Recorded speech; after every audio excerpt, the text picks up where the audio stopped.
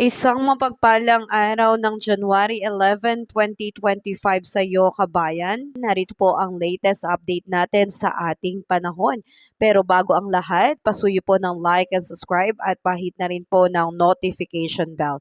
Kabayan, narito po ang inaasahan nating panahon ngayong weekend.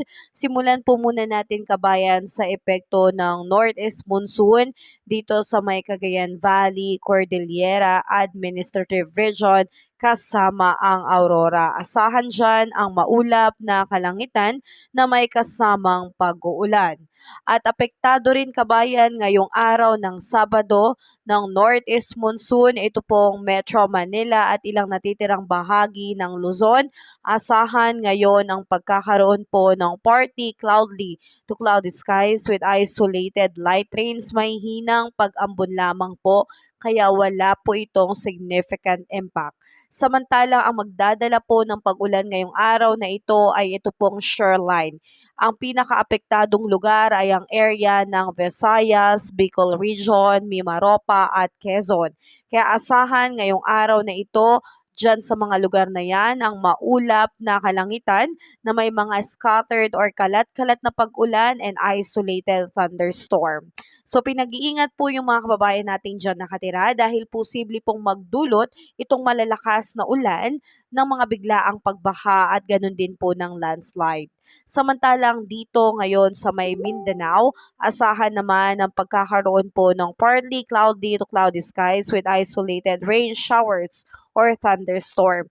Epekto po yan ng mga localized thunderstorm. So, ganun pa rin, kabayan, may posibilidad na biglaang pong magkaroon ng mga biglaang pagbaha and landslide during severe thunderstorm.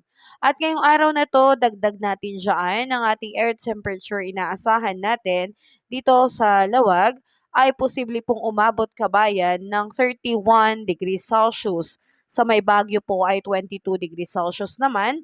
Metro Manila 30 degrees Celsius. Tagaytay 29 degrees Celsius.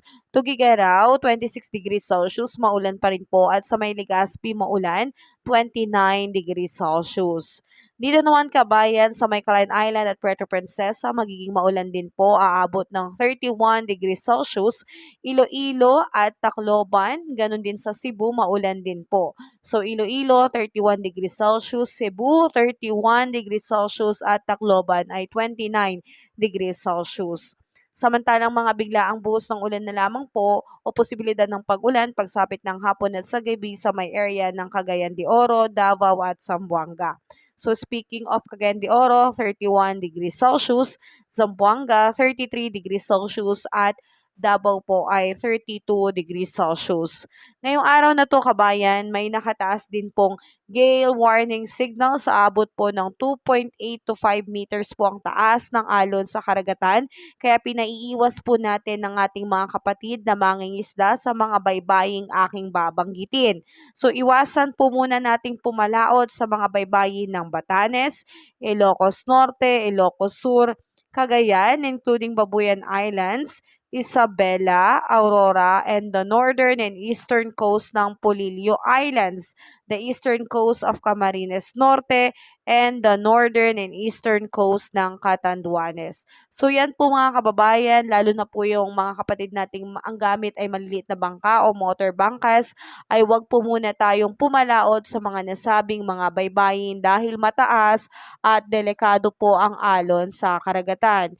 Ngayon naman, kabayan, sa mga heavy rainfall outlook natin dulot ng shoreline, ngayong araw na ito, January 11, orange warning, heavy to intense rain po, 100 to 200 millimeters na buhos ng ulan sa may Catanduanes, Albay, Sorsogon, Masbate, and Northern Samar.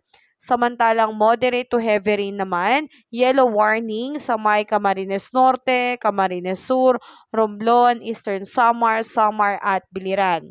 Kinabukasan, January 12, kabayan, heavy to intense rain pa rin sa may Camarines Norte, Camarines Sur, Catanduanes at Albay. Modern to heavy rain naman sa may Quezon, Masbate, Sorsogon, and Northern Samar. Pagsapit naman ng January 13, Moderate to heavy rain na lamang po sa may Quezon, Camarines Norte, Camarines Sur, Catanduanes, Albay, Sorsogon, and the Northern Samar. Sa ngayon kabayan, pagdating po sa mga sama ng panahon ay wala naman po tayong namamataan. Wala din pong LPA sa loob at labas ng Philippine Area of Responsibility kaya wala po tayong dapat na ipangamba. Pero may dapat po tayong gawin kundi ito po ay paghandaan lalo na kung sakasakali man kabayan na merong pong mabuo na kaulapan o sama ng panahon sa loob ng Philippine Area of Responsibility. Dahil sa half pa lang po ng 2025, inaasahan natin kabayan na posibleng merong 2 hanggang 8 bagyo ang papasok at mararanasan natin dito sa Pilipinas. So yan po yung ating paghandaan. Habang wala pa po kabayan, tayo ay patuloy na mag-monitor sa ating ulat panahon at pagtibayin na po natin kabayan ng ating mga bubong at maging handa kabayan kung sakasakaling magkaroon po ng mga biglaang pagbaha kapag may bagyo na kabayan. So mahaba pa po ang ating panahon na paghahanda. So ngayon kabayan, wala pa pong bagyo. Ngayon kabayan, bago ko tapusin ang aking video, makikisuyo po ako ulit ng yung like and subscribe at pahit na rin po ng notification bell. Salamat, ingat, God bless po sa iyo.